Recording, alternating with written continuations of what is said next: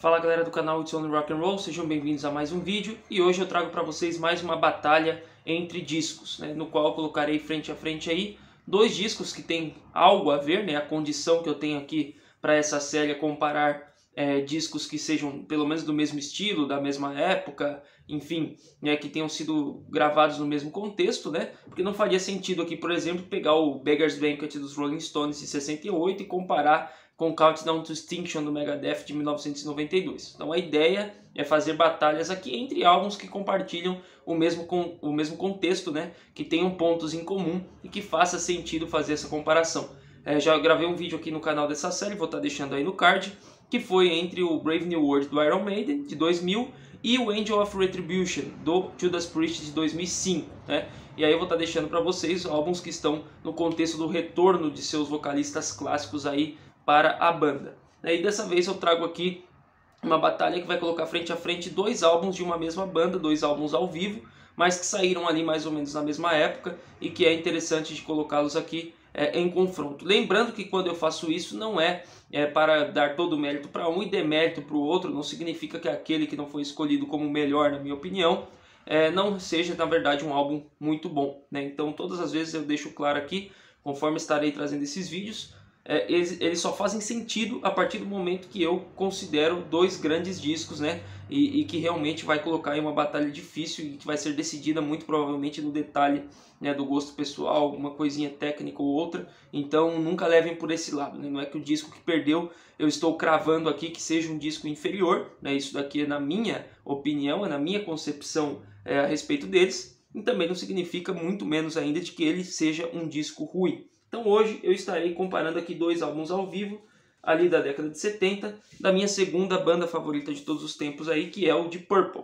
Então, Made in Japan, em primeiro lugar, de 1972, com a famosa Mark II do Deep Purple, e o Made in Europe, de 1975, com a chamada Mark III, a terceira formação da banda aí do Deep Purple, gravado lá em 75. Então, dois álbuns Made in Japan, Made in Europe, que do Deep Purple ao vivo, serão esses aqui que eu estarei analisando hoje. Acabei de escutá-los novamente aí para poder ter essa troca dessa ideia com vocês aí. Então antes de começar aqui com essa comparação, vocês já sabem, caso não sejam inscritos no canal ainda, se inscrevam. Se não tiver com o sininho ativado das notificações, faça isso também, porque é importante para receber as novidades do canal. Deixe o seu like se você gostar do vídeo, pode deixar agora, se você não gostar você tira, coloca o dislike, enfim. Mas é importante quando você gosta do vídeo fazer isso para ajudar na divulgação. E principalmente deixe o seu comentário, é sempre muito bacana aí estar interagindo com vocês. E aí vocês vão colocar a sua escolha, vão argumentar em favor de um ou de outro, Aqueles que vocês mais gostam podem dar sugestões também aí de futuras batalhas. Lembre-se também de seguir a página no Instagram, tem conteúdos diferentes por lá. E também novidades aqui do canal para você ficar por dentro. E também considere ser um membro do canal, sempre aparece aí agradecimento a eles. Então aqui, começando a nossa comparação, são álbuns que obviamente têm muitas semelhanças, tem muitos pontos em comum, até porque são dois discos ao vivo, da mesma modalidade, e dois discos da mesma banda, que é o Deep Purple. E eles foram gravados em um intervalo de 3 anos, Então esse daqui sai em 1972, As gravações são ali basicamente no mês de agosto de 72, o Made in Japan, obviamente gravado no Japão. E nós temos aí o Made in Europe, do Deep Purple, gravado em 1975, no começo de 1975, ou seja, um intervalo aí de 3 anos, um pouquinho menos ainda, para esse disco aqui. Deixa eu até ver essa minha edição aqui, eu tenho em LP, como vocês podem ver, É um LP aí já bastante antigo, acredito que seja de época, Ganhei de presente aqui no canal. Se não for de época, é uma edição bem antiga já, E do Deep Purple Made in Japan, eu só tenho nesse formato aqui em LP. E o Made in Europe comprei numa edição nacional em CD, inclusive ela é, graficamente falando, bastante simples, Tá aqui o CDzinho cinza, mas a qualidade de som é muito boa, Então tá aqui, ó. Ele basicamente, o encarte dele só abre aqui ao meio, tem algumas informações técnicas, Então fala aqui que foi gravado em 75 e foi em Paris, Apesar de ter esse nome aqui, Made in Europe, as performances que estão gravadas aqui foram todas gravadas ali na França, Outras coincidências que se tem a respeito desse álbum, é o padrão da capa, e eu acho isso muito interessante, Realmente uma ideia de continuação aí desse trabalho, Então você pode ver que ele tem aqui essa espécie dessa moldura aqui da cor dourada, no caso aqui do Made in Japan, né? E com uma foto do concerto aqui ao meio, o logo da banda na época ali e o nome do disco, né? E o CD também traz esse padrão. Então temos o logo da banda nessa moldura aqui, dessa vez prateada, foto do concerto e aqui o nome do disco também. Então até as capas são bastante parecidas e dão essa ideia aí de uma continuação de um trabalho, apesar de ser um disco aí já com mudanças consideráveis, porque o Made in Japan, né, antes de fazer a análise eu preciso contextualizar isso aqui, ele é um disco daquela Mark II, da segunda formação do Deep Purple, que é considerado por muitos aí a melhor da banda e a formação clássica que gravou aí os discos de estúdio mais famosos e tal, ali na primeira metade da década de 70, depois na metade final da década de 80 também se reuniu e gravou algumas coisas também, que basicamente houve aquela troca, né? O Deep Purple ele começa com aqueles 3 primeiros álbuns, que eu já gravei até um unboxing deles aqui no canal, vou estar deixando aí no link, que são muito bons também, mas ainda não era o Deep Purple como se conhece agora, né? Então lá você tinha já o Ian Pace na bateria, Ritchie Blackmore na guitarra, John Lord nos teclados, essas são presenças aí contínuas nesse começo da banda, e você tinha o Rod Evans nos vocais e o Nick Simper no baixo. E aí foi trocado isso em 70, gravado em rock, Machine Head, o Fireball e o Who Do You Think We Are, com uma formação que trocou o baixista Nick Simper pelo baixista Roger Glover e o vocalista Rod Evans pelo vocalista Ian Gillan. Então essa formação é considerada e chamada Mark II, e quando eles gravam esse disco aqui em 72, já haviam saído 3 desses 4 discos aí dessa primeira fase da segunda formação do Deep Purple. Então o In Rock de 1970, que tem uma música presente aqui que é Child in Time, o Fireball de 1971, que tem 2 músicas presentes aqui, The Mule e A Strange Kind of Woman, apesar de ela ter saído apenas como single, mas faz parte das gravações do Fireball, e a maior parte das músicas aqui, 4 canções presentes aqui, são do Machine Head de 1972, né? Disco que está aqui, que são Lazy, Highway Star, Smoke on the Water e Space Trucking, né? Então a maior parte aí do álbum que eles estavam em turnê fazendo a divulgação. Então são essas 7 canções gravadas nesses 3 álbuns aí do Deep Purple com a Mark II. E no Made in Europe, que acontece aí alguns anos depois, é a chamada Mark III da banda, né? Então após o álbum Who Do You Think We Are, tanto o Ian Gillan quanto o Roger Glover saem da banda, né? Desentendimentos ali, principalmente com o Ritchie Blackmore, e entram no lugar deles o David Coverdale, né, que viria a ser depois vocalista do Whitesnake, para os vocais, obviamente, e o Glenn Hughes assume o posto do Roger Glover no baixo e também divide os vocais das músicas, o que torna bastante interessante essa formação, porque tem uma questão vocal muito mais forte, né, porque são 2 grandes vocalistas, 2 excelentes vocalistas, que vão brincar muito com essa questão aí de estar dividindo os vocais, dobrando as vozes, etc. E aí, eles vão gravar quando eles gravam esse disco, essa formação basicamente gravou 3 álbuns, apesar do terceiro não ter o guitarrista Ritchie Blackmore, que foi substituído pelo Tommy Bodden no Commontaste The Band, mas ele tem aqui 2 álbuns gravados quando sai esse disco aqui no começo de 75, que são os 2 álbuns de 74, o Burn, conforme vocês podem ver aqui na minha camisa, infelizmente ainda não tem esses discos, e depois o Stormbringer também. Então basicamente ele tem 5 canções aqui, ou seja, ele é mais curto do que o outro, né? E essas 5 canções são Burn, Mistreated, Lady Double Dealer, You Fool No One e Stormbringer. Todas elas desses 2 primeiros discos, como eu disse. Então 2 setlists que são curtos. Eu sei que o Made in Japan ele tem edições de luxo aí que tem mais músicas, Black Knight, entre outras aí. Não tenho essa edição de luxo, né? Então essa edição aqui é a edição original com as 7 músicas, em CD ele é simples, em LP ele é duplo, né? Então tem aí os lados A, B, C e D, ou melhor, os lados 1, 2, 3 e 4, e que tem aí 2 músicas basicamente cada um, com exceção do último lado aí, que tem somente Space Trucking numa versão muito mais longa. E aqui no Made in Europe também 5 músicas mais longas e tal, mas um setlist bastante curto aí, no sentido de quantidade de canções, mas que tem algumas canções que se estendem bastante, como por exemplo Mistreated e o Fool No One, que passam dos 10 minutos, e o Fool No One, se eu não me engano, tem 17 ou 18 minutos aqui, por exemplo. E só Space Trucking ocupa um lado aqui. Isso revela até uma faceta do Deep Purple nessa época, e em toda a carreira do Deep Purple, porque eu considero que as bandas ao vivo existem 3 tipos de banda, né? Existem, e a minha favorita ao vivo é as que fazem como Deep Purple, vocês já vão entender. Existem as bandas que reproduzem a música de estúdio exatamente como elas foram concebidas. Então é como se você estivesse escutando ali uma sessão da banda no estúdio, tentando reproduzir acorde por acorde, né? Letra por letra, passagem por passagem da música exatamente da mesma forma, sem ousar, sem mudar, sem muito improviso. E existem bandas que passam um pouco dos limites na hora de improvisar, de transformar as músicas, como é o caso do Led Zeppelin, por exemplo, que muitas vezes eles erram na mão e passam do ponto ao ficar improvisando, estendendo a duração das músicas, e acaba virando uma verdadeira viagem, né? Nem sempre fica uma coisa legal, às vezes acertam, às vezes erram.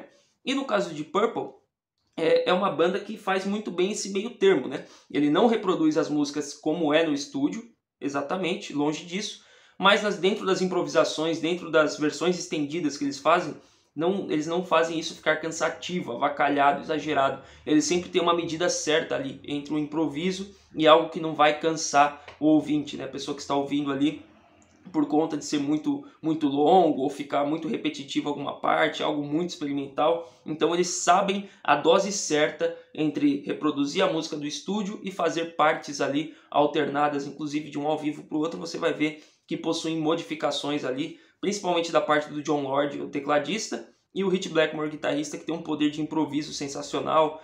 Por muitos momentos também o Ian Pace brilha na bateria, nesses três que são presenças constantes nesses dois álbuns, mas também o Glenn Hughes, o David Coverdale, o Ian Gillan, Roger Glover, todo mundo tem essa característica aqui e sabe o momento certo de brilhar, o que adicionar naquela música para ficar legal a performance ao vivo.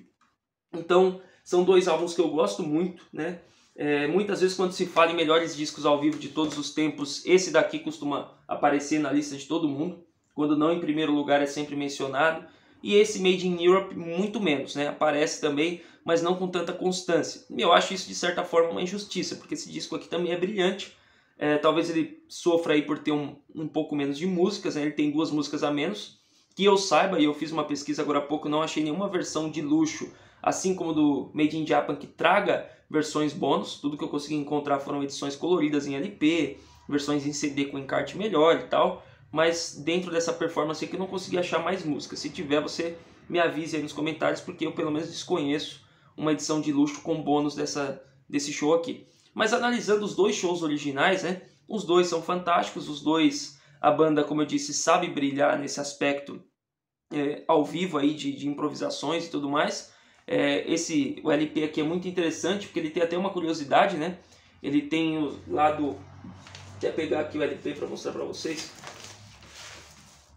Por exemplo, aqui é o LP de número 1, ou melhor, lado 2 e lado 3, né? E por que não lado 1 e lado 2? Porque o outro LP, ele possui o lado 1 e o lado 4, né? E isso aqui foi pensado, eu vim descobrir isso aí, essa curiosidade em grupos de colecionismo e tal. O pessoal falou que era por causa de uma máquina, né? Um tipo de toca-discos que colocava automático, né? Ele colocava lá o lado 1, e aí ele retirava, colocava o 2 e o 3 do outro e depois abaixava aqui com o 4. É alguma engenharia desse tipo, né, que fez com que ele saísse com essa curiosidade, né? E como eu disse, músicas longas. Essa versão é gatefold, né? Então, interessante que traz aqui também o sol representando o Japão. Tem o setlist aqui no meio, as datas da gravação. Aqui a gente pode ver um pouco do concerto, tanto na frente quanto atrás. E no lado 1 nós temos Highway Star e Child in Time, né? Já abre, a Highway Star não poderia ter abertura melhor, porque já abre explosivo, como uma das melhores músicas do Deep Purple, sensacional. E depois Child in Time também, que sempre que faz performance ao vivo é um show à parte. No lado 2 tem Smoke on the Water, mais um clássico absoluto da banda, que naquele momento havia acabado de ser lançada. E The Mule, né? Que é a música lá do Fireball.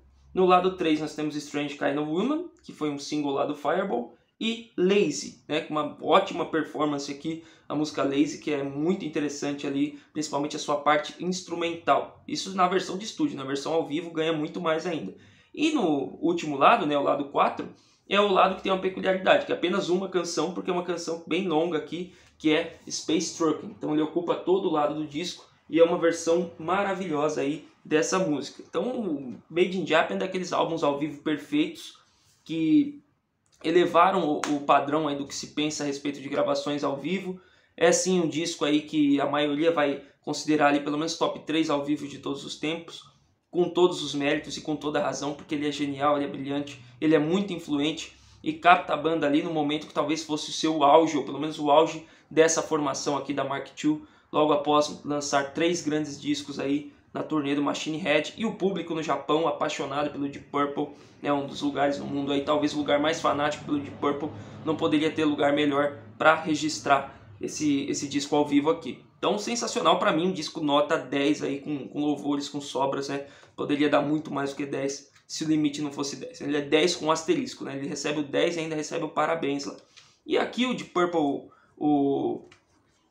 da Mark III, né? O Made in Europe, é a mesma coisa. Ele é um disco brilhante também. Como eu disse, ele meio que foi pensado até na parte artística aqui para ser uma, não sei se uma continuação ou uma resposta, né? Do Ritchie Blackmore, que poderia fazer com essa nova formação de Purple um disco ao vivo tão bom quanto o outro, gravado na Europa, em Paris, na França, né? E tem 5 músicas, como eu falei, tem Burn, tem Mistreated, The Lady Double Dealer, You Fool No One, Stormbringer. Acho que abre muito bom, ele abre e encerra com músicas mais pesadas, né? Digamos assim, com músicas mais hard rock, hard and heavy. A abertura com Burn é sensacional, uma das melhores performances da música de todos os tempos, e encerra com Stormbringer também, mais curta e direta. E no meio nós temos as músicas mais trabalhadas, cheias de camadas, de ensaios instrumentais ali, mas tudo na medida certa, muito bem improvisado. Glenn Hughes e David Coverdale dando um show de voz, e os músicos, os outros 3, né, o Ian Pace na bateria arrebentando tudo, tem solo dele aqui na You Fool No One, tem Ritchie Blackmore e Jon Lord com uma sintonia impressionante, né, e que são grandes destaques também. Então as 5 músicas aqui funcionam de uma maneira maravilhosa também. Também para mim é um álbum nota 10, né? E aí aquela, né, no detalhe, eu preciso escolher aqui o Made in Japan, né? Talvez isso pese um pouco a Mark II ser a minha formação favorita de Purple, embora eu goste de todas as fases do Deep Purple, inclusive Slaves and Masters com John Lee Turner, inclusive os 3 primeiros discos com Rod Evans, mas assim, quando se fala da Mark II, eu acho que é o grande momento do Deep Purple. E a Mark III é genial também e não ficou para trás, conseguiu sim o Ritchie Blackmore provar que poderia fazer grandes trabalhos aí, mesmo tendo mudado 2 membros importantes da banda, continuou, manteve o nível lá em cima, mas no detalhe aqui, 2 discos nota 10, como eu disse, tem um asterisco aqui, um pequeno asterisco, que me faz escolher o Made in Japan nessa batalha como meu favorito, o álbum ao vivo favorito do Deep Purple, né, em cima aqui do Made in Europe de 75. Então essa é a minha escolha aqui, com base no detalhe, mas se você não conhece, se você mora em outro mundo, não conhece, nunca ouviu, ou há um bom tempo já não revisita esses álbuns, né? É sempre muito bom para gravar o vídeo aqui, escutei eles, e são álbuns geniais, nunca enjoam, nunca deixam de te surpreender, né? Tudo aquilo que está sendo feito, criado pela banda ali, mesmo depois de tanto tempo de lançado, mesmo depois de tantas audições, sempre vai te causar arrepios aí, como esses caras são virtuosos, tanto nessa formação quanto nessa. Mas por hoje eu vou ficar aqui com o Deep Purple Made in Japan. Então foi isso, pessoal, uma batalha aí colocando frente a frente álbuns de uma mesma banda dessa vez, né, para deixar a coisa mais interessante. 2 álbuns ao vivo com um curto espaço de tempo e com mudanças consideráveis aí na formação dessas bandas. E é sempre um assunto muito legal de se discutir essa questão do Deep Purple, né, se você prefere a Mark II ou a Mark III, se você prefere aqui esse ao vivo, o Made in Japan, o Made in Europe. Sempre é uma coisa que no mundo aí do rock tem uma discussão muito grande. Né, tem gente que prefere muito mais uma formação, ou só gosta de uma formação, só gosta de outra. Tem aqueles que, como eu, gostam de toda a carreira do Deep Purple, né, e acaba tendo dificuldade em fazer essa escolha. Agora digam aí nos comentários se vocês concordam comigo, discordam, quais outras curiosidades que eu não falei aqui sobre o disco que você poderia trazer aí, e também o seu veredito, né, a respeito desses discos aqui, qual que você prefere, ou qual que é a sua fase favorita da banda. Sempre muito legal estar trocando essa ideia. Lembre-se de deixar o like, se inscrever se não for inscrito, seguir a página no Instagram. Obrigado que assistiu até aqui e até a próxima.